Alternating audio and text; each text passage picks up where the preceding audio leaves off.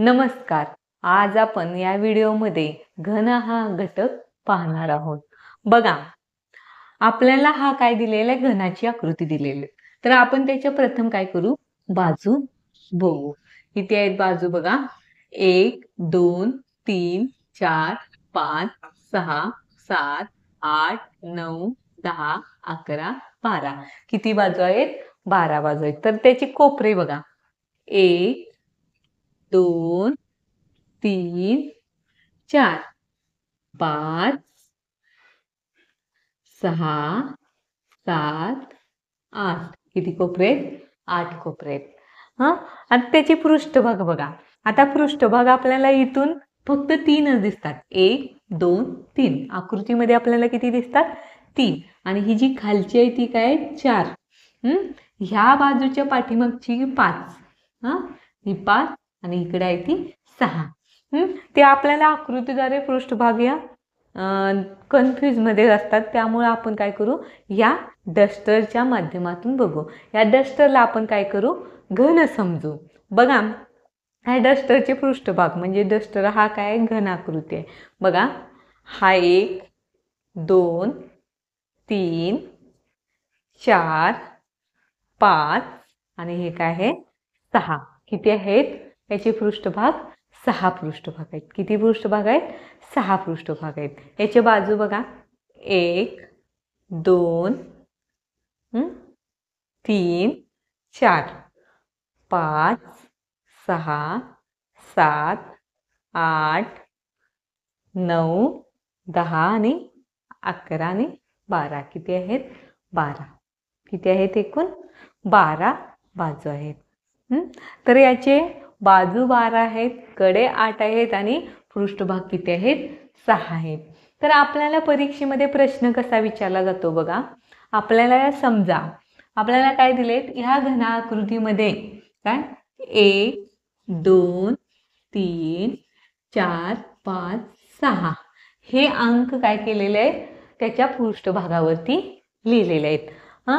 समजा आपल्याला दिसतंय काय, आता बघा इथे एक 3 आकडा दिसतो.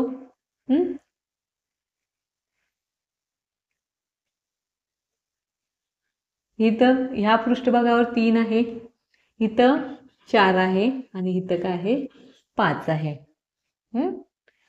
तर बघा,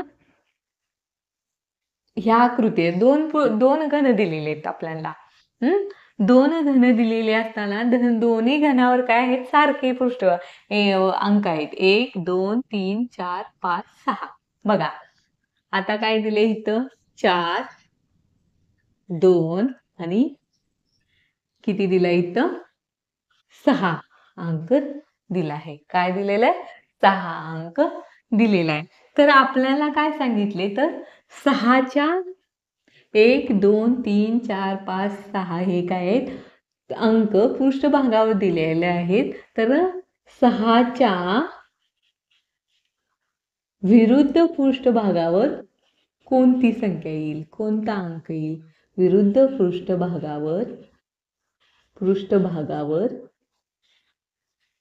कोणता अंक येईल, कोणता अंक येईल,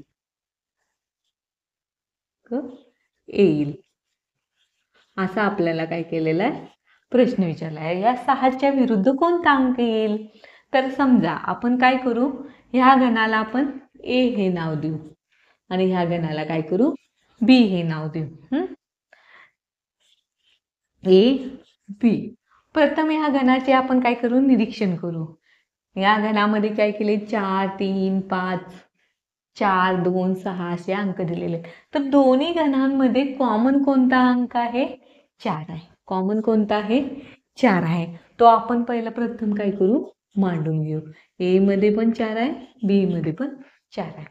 तर आता आपण काय करायचं आहे, 4 मधून 4च्या पुढील जे अंक लिहित असताना काय करायचं आहे, क्लॉकवाईज गोल फिरायचा आहे. आता बघा, क्लॉकवाईज म्हणजे घड्याळाचा काटा ज्याप्रमाणे फिरतोय तसं फिरायचा. क्लॉकवाईज फिरत असताना 4च्या पुढील संख्या कोणती आहे, 3 आहे. 3 मांडून घेऊ इथं. त्यानंतर 3च्या पुढील कोणती आहे, 5 आहे. 5 मांडून घेऊ. त्यानंतर बघा ह्या आकृतीमध्ये पण तसंच करायचं. 4च्या पुढं कोणते आहे? 2 आहे, 2 मांडून घेऊ. 2च्या पुढं कोणते आहे? 6 आहे, 6 मांडून घेऊ. आता बघा, आता आपल्याला या अंकावरून आपल्याला काय होईल? त्याच्या विरुद्ध संख्या भेटतील. विरुद्ध संख्या भेटतील. आता ह्या दोन्हींच्या मध्ये कोणती एक संख्या नाही बघा बरं. 1, 2, 3, 4, 5, 6 मधली कोणती संख्या नाहीये? 1 नाही आहे. म्हणजे 4च्या विरुद्ध कोणती संख्या येणार? 1 येणार. 4च्या विरुद्ध कोणती संख्या येणार? 1 येणार. 3च्या विरुद्ध कोणती आहे? 2. 3च्या विरुद्ध कोणती आहे? 2. 5च्या विरुद्ध कोणती आहे? 6. 5च्या विरुद्ध कोणती आहे? 6.